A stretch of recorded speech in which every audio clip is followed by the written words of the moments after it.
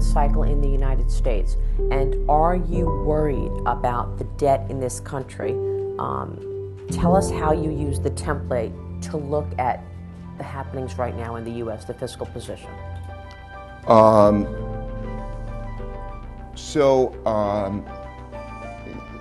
The most important thing about, I guess, the template is first it creates a framework for this deleveraging, but also it gets down to the nitty-gritty of who is the buyer and who's the seller. You have to know, in anticipation of the European debt problem, there was a lot of talk by policymakers, a lot of people, that there was this, if I can keep the markets having faith and confidence, everything would be fine. That was not correct. If you actually knew who the buyers of the financial assets were, their confidence had very little to do with the decisions or the amounts of money that were being provided. For example, the banks. The banks, you can give, banks today, or in these various places, you can give them all the confidence in the world. They can't expand their balance sheets. There's limitations, and they have to contract their balance sheets. So knowing who the buyers are and what the motivations of the buyers is very key to making that decision. And I give the example of Japan, because when you're looking at the United States, the Japan example, I think, is a very good example. Japan has total debt to GDP of about 500%. And it has government debt to GDP of about 270%. So it is way, way, way more leveraged in a sense than the United States is.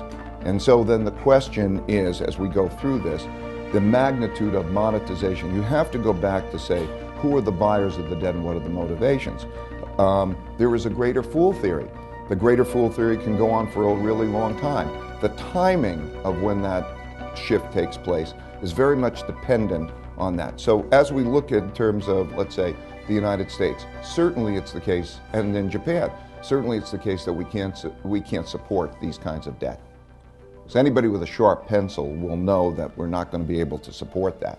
That doesn't mean there won't be adequate buying, just like in Japan's case. You can have plenty of buying. You provide enough liquidity, and the question is, what are the choices?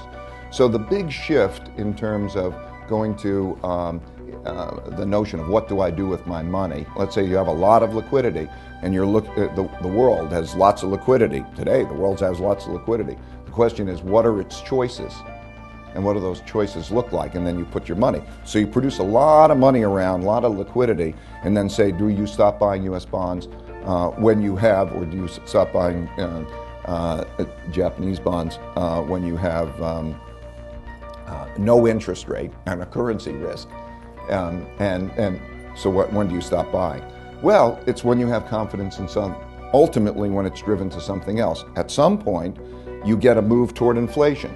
If there's a move toward, like, I want to hold inflation assets, then you come into problems. Until you don't have that move toward inflation assets, you have a capacity for a lot of the buying there, and so the timing. So this could go on for quite a long time, because you have to go back to the buyer and you say, who is that big buyer? We know who the big buyers are of U.S. Treasuries. Okay? China. So we know who the big buyers are.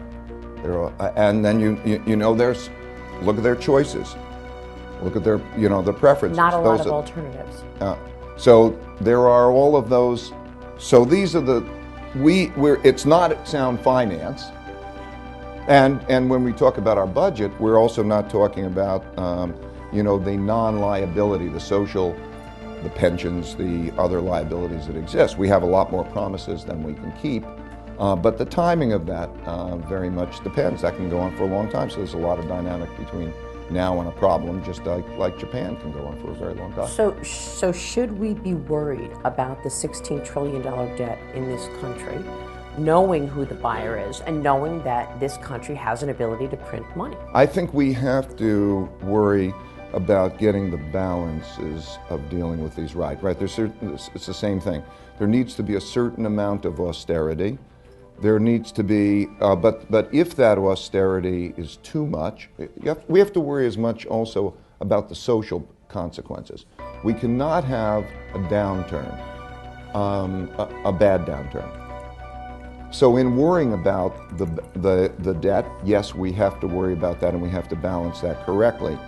But we have to balance that in a way that does not produce another 2008, because if you have a downturn, then you're going to have social consequences of the rich and the poor at each other, and then also the possibility of doing crazy things. And then the political shifts become meaningful. You know, Hitler came to power in 1933 because it was the bottom of the Great Depression, and democracies have a challenge in terms of making effective decision making. So I think that you have to worry about getting the balance right? So the fiscal cliff next year is also something to worry about. So we can't just worry about too much debt. We have to worry about too much austerity. We have to worry about getting that balance right. And my biggest worry is that people are not policymakers, and a lot of people are not doing that with a sharp pencil. In other words, they just talk. It's just a calculation. You could do the calculations. There's a certain amount of spending. Nominal GDP and real GDP is a certain amount of spending. Okay, who are the buyers of goods and services? Where did they get their money from? And then how much do they need? And so it's with a sharp pencil, you could deal with that, but it's more with slogans. And so I'm worried about balance.